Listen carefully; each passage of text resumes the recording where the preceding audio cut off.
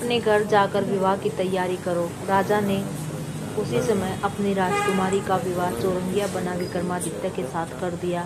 रात्रि को जब विक्रमादित्य और राजकुमारी महल में सोए तो आधी रात के समय शनिदेव ने विक्रमादित्य को सौंपन दिया कि राजा कहो, मुझे छोटा बतलाकर तुमने कितना दुख उठाया। राजा ने क्षमा मांगी। शनिदेव ने प्रसन्न होकर विक्रमादित्य को हाथ और पैर दे दिए। तब राजा ने कहा, महाराज मेरी प्रार्थना स्वीकार करें। जैसा दुख आपने मुझे दिया है ऐसा किसी और को ना दें।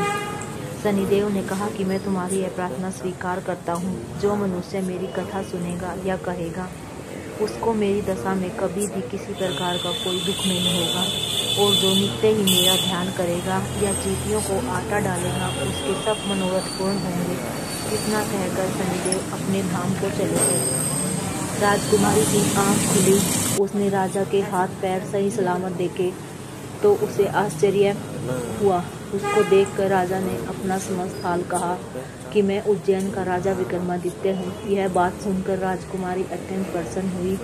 प्रातःकाल जब राजकुमारी की सहेलियों ने उससे पूछा कि अपने पति का समस्त वृत्तांत उसने कह सुनाया, तब सबसे प्रसन्नता प्रकट की और कहा कि ईश्वर ने आपकी मनोकामना पूर्ण कर दी।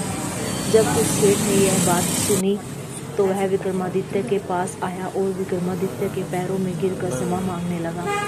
आप पर मैंने चोरी का झूठा दोष लगाया, अतः आप मुझे जो चाहे दंड दें।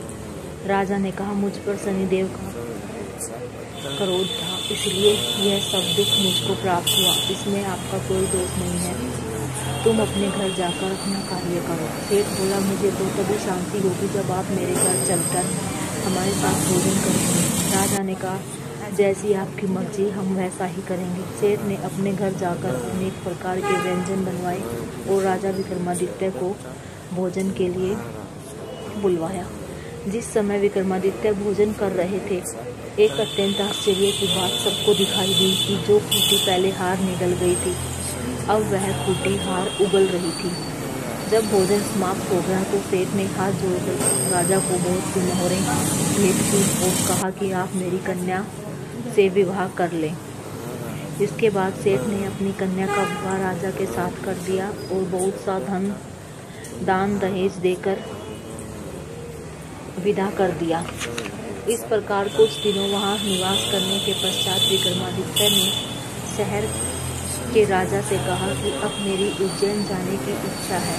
फिर कुछ दिन के बाद विदा लेकर राजकुमारी मन भावनी सेठ की कन्या हुई और दोनों जगह से दहेज में प्राप्त अनेक दास दासी रथ और पालकियों सहित विक्रमादित्य उज्जैन की तरफ चल पड़े। जब शहर के निकट पहुंचे तो राजा ने के आने का सुना तो समस्त उज्जैन की प्रजा अगवानी के लिए आई। तब बड़ी प्रसन्नता के साथ राजा अपने महल में पधारे। सारे शहर में भारी उत्सव मनाया गया और रात को दीपमाला की गई। दूसरे दिन राजा ने शहर में यह सूचना करवाई कि शनिचर देवता सब ग्रहों में सर्वप्रिय है।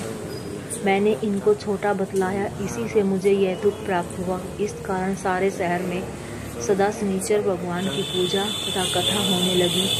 राजा और प्रजा अनेक प्रकार के सुख भोगती रही। जो कोई शनिचर की इस कथा को पढ़ता या सुनता है, शनिदेव की कृपा से उसके सब दुख दूर हो जाते हैं। शनिवार की कथा को व्रत के दिन अवश्य पढ़ना चाहिए। ओम शांति शांति शांति ओम शांति ओम।